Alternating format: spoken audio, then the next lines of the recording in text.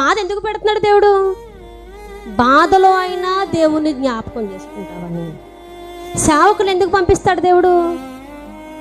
హనాని ఎందుకు పంపించాడు? సరి చేసుకోమని. నీ బుద్ధి బాగలేదు, నీ మతి చెడిపోయింది, నీ మానసిక స్థితి బాగలేదు అని చెప్పడానికి సేవకులను పంపించాడు, రోగాన్ని కూడా పంపిస్తున్నాడు. మనిషి దేనికో దానికి సెట్ అయిపోవాలి కదండి.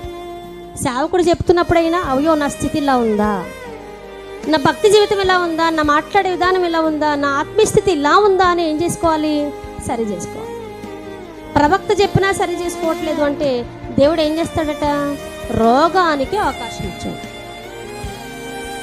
ఇంకా స్టార్టింగ్లో కొద్దిగానే బాధ పెట్టుంటుంది, తర్వాత ఇంకా తన పరిస్థితి ఇంకా సివియర్ కండిషన్కి వెళ్ళిపోయింది అనమాట. బహు బాధపడ్డాడట, చాలా బాధపడ్డాడట.